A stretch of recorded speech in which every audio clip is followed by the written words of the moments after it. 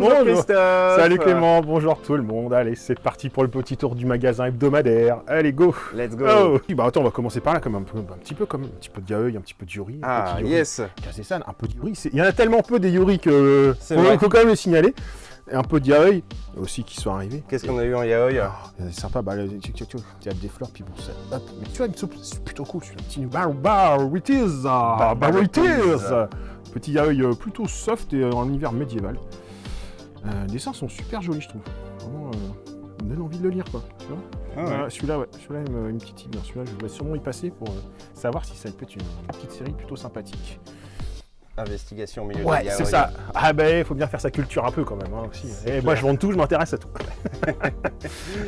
Shoujo, c'est plutôt soft. Qu'est-ce qu'il y a eu une petite nouvelle série, The Vampire and the Roses. Attention, singulier. The Rose. Petite comédie sentimentale, un petit peu fantastique. En fait, c'est dans une école et en fait, il y a quand même des vampires qui existent.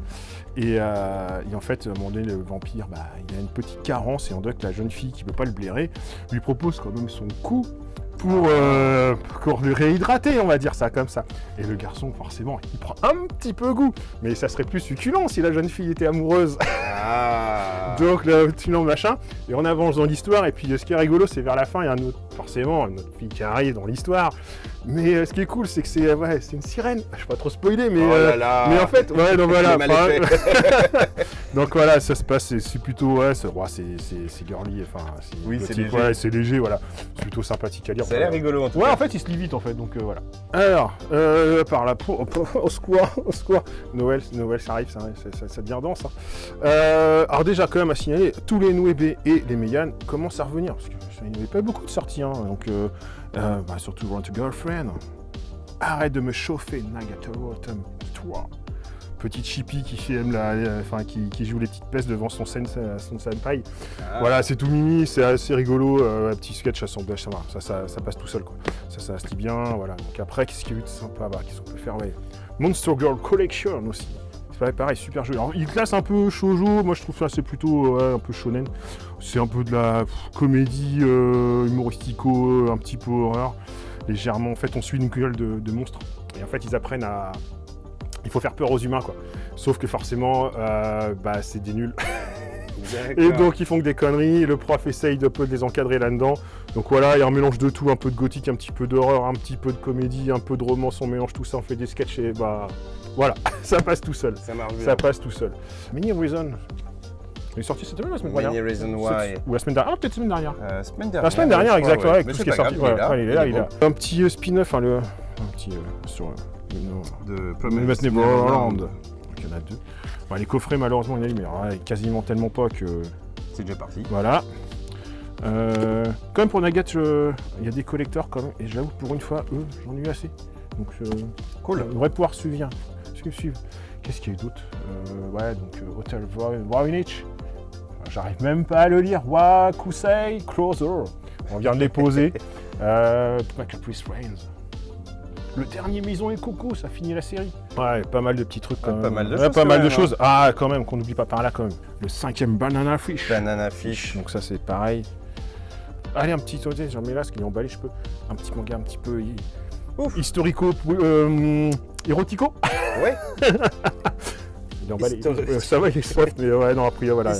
Hystérotico. On va faire un petit peu le tour, plein de trucs, mais ouais, c'est surtout les Noébé, les Ototo, les Meian qui traînaient un peu et tout ça, c'est sorti, donc ça c'est cool parce qu'il y avait du retard. Alors en BD, pareil, mode Noël, donc mode, on sait plus où les mettre. Nouveau cycle, la complainte des Landes perdues, ça c'est pareil, on recommence un nouveau cycle.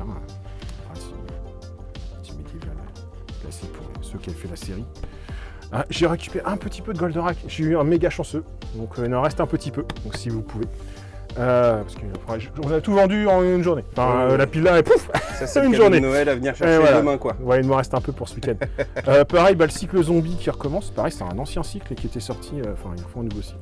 Donc, c'était plus trop la mode des zombies, mais bon, ça marche toujours un peu. Voilà. Donc là, un petit peu. Le gros titre, le nain 21. 21. Un jour, ils s'arrêteront. Alors moi, ça, j'ai adoré. Le Monde sans fin de Jacovizzi et de Blin.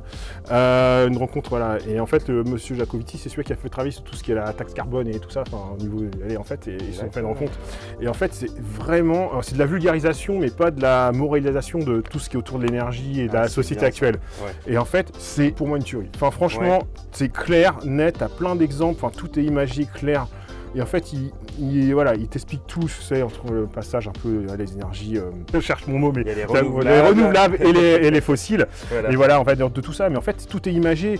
Il y a des exemples pour tout. Et en fait, ça explique tout, le bien, le mal de chaque truc, les besoins de chacun, enfin, etc. Mais c'est vrai que c'est des trucs, genre nos sociétés actuelles, si on devait enlever l'énergie, enfin, toutes les énergies, qu'on devait prendre que des humains pour faire le besoin, il nous faudrait minimum 200 esclaves par personne pour faire toutes les tâches. Ah, c'est intéressant. Ouais, voilà, t'as des choses comme ça, enfin, des choses où. Tu sais, par exemple, genre à SNCF, c'est le plus gros consommateur d'électricité, d'énergie en France. Ah ouais. Genre 1,5% de la production, ils pompent 1,5%, tu vois. Et le problème, c'est que si tu leur enlèves l'énergie, ils font plus rien. Il y a plein de trucs, enfin, franchement, tu apprends plein de choses sur. C'est hyper bien foutu. Poser, en fait, sur notre société actuelle par rapport à tous les besoins énergétiques, à la consommation. Et moi, je l'ai dévoré. Franchement, j'ai kiffé. C'est vraiment. C'est clair, net, précis, c'est propre. Le petit Mickey de Noël, comme tous les ans, pareil. Je viens de poser. Mais à chaque fois, j'ai jamais été déçu par les interprétations qu'il faisait. Donc là, c'est le Mickey, les 1000 pattes. Ah, les 1000 pattes, les 1000 pattes. D'accord. je l'ai. Ouais. Stylé. Pareil, qui a bien marché, l'heure de contrevent, le tome 3. Oh là là, l'adaptation. Ça, c'est ma cam. Bah, c'est propre, c'est bien fait. Je sais pas si t'as lu le roman. Oui, il y a longtemps. Ouais, je vais pas te le résumer. Enfin là, je vais pas te résumer parce que j'avoue, j'ai lu très très longtemps. C'est d'une écriture. Je crois que c'est quasiment l'un des premiers romans de SF que j'ai lu quand j'étais comme 3 pommes. Quand j'ai commencé un peu, tu commences par dans les classiques d'Amasio. Et non, mais la BD est vraiment bien faite quoi. Un petit truc qu'on n'avait pas fait c'est la semaine dernière quand même, parce que rien que le petit bandeau par le scénariste de Podum et le dessinateur de Grand Mort. Oh là. Featuring. Ouais, donc obligé de le lire, obligé de le lire. Et donc on a quelque chose un peu plus déjà fantasy par rapport à Podum qui était vraiment un truc super cool. Enfin, Podum, c'était une super BD sur une jeune femme qui récupère une Podum et qui se transforme. Enfin, quand elle est en vêtise, elle se transforme en garçon pour éviter un mariage forcé. Enfin bref, c'était super bien fait. C'était super BD. Et mais là, on trouve quelque chose. Voilà, on revient de la fantaisie un peu plus à la Loisel, on va dire. Et ça se lit tout seul. J'ai bien aimé. Enfin, de la bonne fantaisie avec un jeune garçon qui. On va dire 3 vieilles femmes qui sortent de la forêt et qui refait une mission pour moi, va délivrer une jeune fille un peu prisonnière.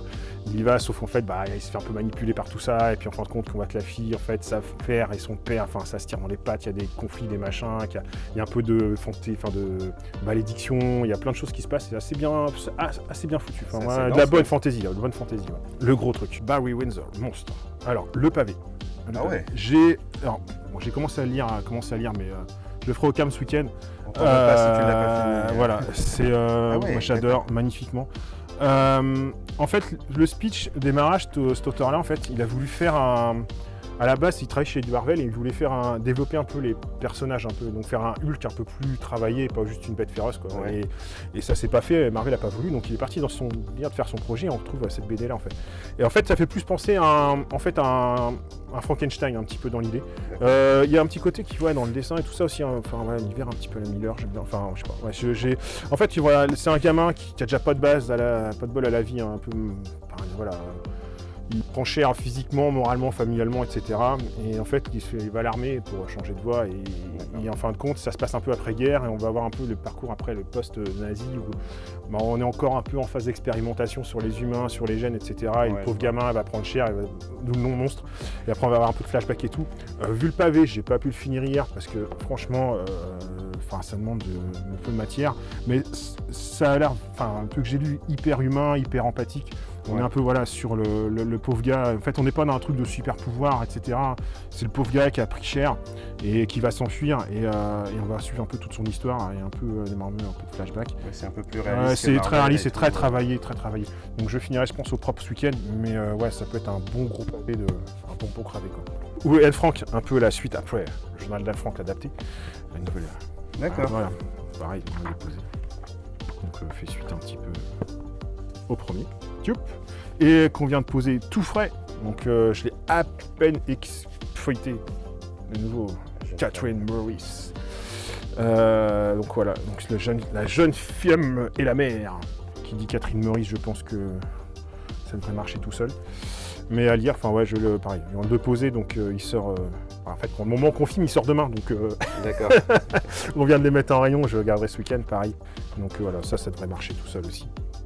Donc voilà, je pense que c'est pas mal en BD quand même. Hein. BD, Puis, ouais, il y a du lourd, assez conséquent, hein. Il y a beaucoup de titres, mais en plus que du lourd. Ah, c'est l'imposé en comics, tu vois, c'est plus ça. Ah ouais. En comics, c'est... Bah en fait, tu vois l'étal de la semaine dernière, Ouais, bah en fait, il n'y je a le vois bien. pas beaucoup de changements. Ah bah ouais, il y a C'est pas soft. grand-chose. Non, Ah, c'est soft. Attends, je vois un truc là. Ah oui, alors... attends, je te sors... On a vu Monstre, hein. On continue. Ah oui, c'est quand même... Omnibus de Conan. C'est digne. Voilà. C'est digne du barbare. Ouais, bah, vu que ça reprend un peu de vent en poupe aussi, mais voilà, donc ceux qui veulent. Enfin, ça, c'est des produits pas en durée de vie plutôt limitée. Petit truc qui a l'air intéressant aussi. Hop là, 404 éditions, qui est plutôt un peu dans le jeu, un univers un peu geek. Ouais. Commence à se lancer un peu, voilà, entre comics et un peu roman graphique. Autonol. Voilà, un thriller un petit peu horreur épouvante. Parfait pour le mois d'octobre, ça. Voilà, donc ça a l'air bien gratté aussi, donc à découvrir. Ah, c'est pas moche. Hein. Non, c'est pas moche, j'aime bien ce petit style un petit peu. Au moins, on voit que c'est fait à la main, quoi. Ouais. Au moins, il y a du travail. Et puis, ils sont vachement. Sans l'automne. Ah, ils sont l'automne, celui-là. J'avoue, ils sont le papier. Peut-être parler un petit peu aussi, enfin, pas souvent, mais les petits éditeurs comme Vestron. Vaillant qu'on voit pas. Ah, je vois quoi Transformers et Voiture Future. Back to the Future. Attends, fais voir. Ah oui, ok, d'accord. Et là, tout le monde est là. Doc, voilà, et Mark Fly, et puis voilà. Donc un petit one-shot, mais c'est assez bien gratté, comme de rien, pour un petit truc. Transformers, elle revend en poupe, hein, honnêtement. Ouais. Ça repartit, quoi. Et donc, ouais, non, mais. Petit crossover sympa, un petit one-shot et tout. Et en fait, c'est vrai qu'il y en a d'autre côté, je sais pas, ouais, enfin, c'est un peu, voilà, pourquoi pas. Mais, ouais, non, mais c'est plutôt propre. Jeunesse. Alors, pareil, ça commence un petit peu. Allez, on va commencer par du gentil, petit boulet pile, on reste dans les classiques. Boulet pile. Intergénérationnel, truc. Ça ne mourra jamais. Ouais, voilà. Un petit kit paddle, parce que ça, c'est toujours sympa à lire aussi, un peu on connaisse pas des petits sketchs. Ah bah, si vous ne connaissez pas Kid Paddle, s'il vous plaît, et lancez-vous, quoi. Voilà. Oh, attends, j'ai pas fait. Oh, attends, il y a même du. Attends. Ah oui, le petit. Ah, ils ont mélangé avec du Game Over. Du Game Over. Oui, bah ça, c'est cool. c'est Ils ont gardé. C'est cool. Ouais. Petit truc sympa. La boîte à musique, tome 5. Ça, déjà, c'est tout mimi, c'est tout joli. Déjà, hein, c'est tout. Et moi, j'avais craqué quand c'était sorti cette BD-là, j'avais adoré. C'est une jeune fille, en fait, sa mère est décédée, elle a récupéré une boule à neige. Et en fait, elle va se trouver happée dans la boule à neige, et en fait, c'est un monde imaginaire parallèle. Et en fait, elle va découvrir que sa mère était la gardienne de cet univers-là, et elle va prendre la relève. Et en fait, c'est un petit peu, voilà, un monde avec des monstres, etc., mais c'est joli, c'est frais, enfin, c'est vraiment tout public. Et on va suivre ces petites péripéties, quoi. Et forcément, après, ça va prendre de la consistance dans l'histoire. Mais voilà, graphiquement, je trouve ça super joli. On se laisse happer par le personnage dans ce petit monde un peu, voilà, loufoque. J'aime bien, c'est que, sur pareil, c'est un peu comme dans le Blue l'autre fois, c'est des... Voilà, bon, c'est plus léger celui-là, mais les monstres, enfin voilà, tout est... voilà, on se laisse bercer dans l'univers et ça passe tout seul. Pareil pour les plus jeunes, sorcière. Déjà, la couverture, elle est belle. Elle attire l'œil, celle-là. Donc ça, c'est pour les plus jeunes filles. C'est Chamblin, celle qui a fait les carnets de cerises. D'accord. Qui reste Top Moumout, Top Moumout BD jeunesse. Qui s'arrête pas. Qui est top. Et en fait là, ça c'est plus gentil, c'est un petit peu plus pour les plus jeunes. On va suivre le parcours de jeunes sœurs qui font de la magie. On va suivre leur petite péripétie, quoi. Donc c'est vraiment tout public, là on est dans les premières lectures, on a jeune fille quoi. C'est tout mimi. Les mondes de Milo, j'ai bien aimé. Tiens, je vais feuilleter un petit peu quand même. Ça j'aime bien cette série là, c'est des arcs. Un petit peu plus sombre déjà aussi, un peu plus ado, quoi. Ouais. Ah oui, ça se voit au dessin. Et avec un monde un petit peu plus, pas horrifique, mais un peu plus sombre, quoi. Et on va suivre ces quêtes d'un garçon qui se fait appeler dans un monde imaginaire, etc., en parallèle. Donc j'ai pas lu toute la série, parce qu'on en est mine de rien, je crois que ça doit être le tome 10, c'est ça, ça le dernier. Donc ça fait quelques volumes, mais ça c'est plutôt pas mal aussi, j'ai bien aimé ça. Bon, allez, avant d'attaquer les jeux, allez, un petit truc, on va faire un petit tour parler encore. Harry Potter. Alors là, nous avons un mix entre un calendrier de l'Avent et un livre pop-up. Tu ouvres ton livre, et voilà, et alors je sais pas ce qu'il y a dedans vraiment, parce que si c'est pas très épais, mais c'est méga stylé. Voilà, c'est rigolo, quoi, c'est plutôt sympa. C'est le sapin de Poudlard. On continue le livre de cuisine. Cette année, c'est cuisine ton univers, je sais pas. Il y a Astérix, il y a eu le Necronomicon, il y a Lovecraft et compagnie. Et bah cette semaine, on a Marvel. Hein. Oh, ils sont jolis les beignets. C'est des beignets de... Ah bah lui, tu te demandes si c'est naturel quand même. Hein. Ah, cool. Voilà, donc Cool. plein. Mais le plus joli, c'est dommage qu'on n'a pas filmé, je vous montrerai la vidéo la prochaine fois, c'était sur Lovecraft, il était une pépite. Dommage qu'on n'a pas filmé, on le remettra, je recommandais, on le présentera dans la vidéo la prochaine fois, parce qu'il était une pépite. Ok. Et puis pareil qui est sorti, on continue, tout nourriture. Recette du monde. Un univers de tous les univers fantasy. En ce moment, cette année, si vous voulez faire un repas de Noël original, il y a ce qu'il faut, hein, il y a ce qu'il faut. Petit arbre, voilà, on vient de le poser aussi, quelques arbres qui continuent pour les fêtes. Non, on voit pas grand chose. Il est emballé. On voit pas grand chose. Peut-être c'est d'en emballer un pour voir ce que c'est, mais bon, malheureusement. Mais c'est pas cool les éditeurs quand vous emballez et qu'il n'y a rien derrière. C'est pas facile pour vendre, hein, c'est pas pratique. Allez, tiens, un petit peu de jeu de rôle. Un petit kit Pathfinder qui vient de sortir. Ah. Qu'est-ce qu'il y a eu d'autres nouveautés? Pathfinder, ouais. C'est cool ça. Il y a d'autres jeux, il y a le club aussi que je vais recevoir. Enfin, il y a d'autres jeux qui sont sortis, mais comme ça sort un petit peu épisodiquement, la suite c'est pas forcément évident. Ouais. Mais voilà, il y a Dishonored aussi pour les. Dishonored. Ça, je connais beaucoup de gens qui sont susceptibles de. Il y a toujours pareil, le jeu de rôle, il y a toujours des petits arrivages. Le truc, c'est pour suivre, c'est pas forcément évident de suivre pile poil au jour près. Perplexus, pour ceux qui connaissent pas, c'est assez fun. C'est une sorte de casse-tête un peu en boule. En fait, tu as une petite bille. Hop, je sais le mettre bien. Hop, si tu arrives à voir, tu vois, tu as le petit start. Ouais. Et tu dois faire le truc. Et voilà, moi j'ai perdu. Et t'as perdu. Voilà. Mais en fait, tu fais tourner le truc. Donc ça, c'est un niveau plutôt soft. Mais après, il y en a des très gros, etc. C'est plutôt sympa. Voilà, un petit casse-tête, c'est pas mal. Ça, c'est une petite extension qui est sortie pour Call to Adventure. C'était un jeu un peu narratif de création. Ouais. C'était plutôt pas mal. C'est un jeu où tu vas créer tes aventures de personnages plutôt que vraiment jouer. Tu crées le côté narratif du jeu. C'était plutôt pas mal. C'est un jeu qui était plutôt sympathique. Cano PA qui a dû sortir la semaine dernière, qu'on va recevoir là. Un jeu plutôt junior, un petit peu. En fait, c'est un jeu pichenette. Ah, j'aime bien moi. Voilà, tout simple. En fait, tu as des totems en fait avec des jetons. Et en fait, tu vas utiliser ton. Comment ils appellent ça, le palais. Le palais, enfin l'aéronef, cherchez. Voilà. Que tu vas essayer en part des pichenettes et de faire tomber les jetons pour collectionner les oiseaux de la même couleur, mais tu peux tomber sur des pièges, etc. Après, tu as des petites sortes de plots qui font un peu tirelire pour stocker tout ça. Enfin bref, pour les juniors. C'est dans l'univers de Celestia. Voilà, on reconnaît un petit peu le thème graphique. Voilà, petit jeu, voilà, enfin un peu passe vite fait, mais des petits jeux d'enquête. Voilà, les petits jeux tout simples. Ce qui sortent à Noël en pagaille, c'est comme les quiz et tout ça. Enfin, un peu en fonction de ce qui arrive, mais voilà. Après... Ouais, enfin, celui-là, c'est pour Halloween. Là, voilà, il y a un peu plus Halloween. La refonte de Mr. Jack New York. En fait, ceux qui connaissaient le Mr. Jack New York d'il y a longtemps, en fait, c'est le même jeu. C'est exactement le même, d'accord. Après, c'est juste du repackaging. Et surtout, c'est que le design est quand même plus joli. En fait, non, le truc qui est rigolo, c'est qu'ils ont fait... en fait, ce qui est rigolo, c'est quand même à peu près, je crois, 10 ans d'écart entre les deux versions. Parce qu'on était en rupture depuis un petit moment donné. Ils ont fait évoluer les personnages. Et en fait, ils ont fait vieillir aussi. Donc en fait, les mêmes personnages vieillissants, ils ont pris un peu de grade. Et ils ont vieilli. Ouais, ce petit clin d'œil, je trouvais ça plutôt sympa. Après, voilà, on a un peu le même jeu, mais c'est vrai que plutôt joli, moins cher, plus facile à ranger. Enfin bref. Ouais. Donc, oui, la boîte est moins grosse. Mais un bon petit classique à jeu à deux, quoi. Ah oui, ça c'est cool. Voilà. Opération Cookie. Attention. On avait fait une vidéo sur Unfold. Et je savais qu'il y avait d'autres choses qui allaient sans doute arriver. Unfold Junior, on comprend le même principe que l'autre fois. La boîte transparente, ça me dit quelque chose comme ça. Ouais. Et alors il y a le truc, je me souviens plus à côté, il y a un autre chose, enfin je me souviens plus d'un coup, il y a un petit, il y a deux parties, t'as une autre quête, un truc à côté. Je me souviens plus, enfin un petit speech, j'aurais pu ça la semaine prochaine. Mais voilà, on reprend le même principe que Unfold avec le truc qui se déplie, et là on va partir à la quête des opérations cookies, qui c'est qui a volé les cookies. Donc ça, ça c'est pour les petits. Familial, on va dire familial, autant l'autre. En fait, les énigmes n'étaient pas forcément complexes dans l'autre, mais le thème était un peu pas forcément enfantin. Oui. Là, ils ont fait quelque chose de plus fun, et en fait, ils ont un peu amélioré les choses avec ce côté partie 1, partie 2, et ton truc découpe.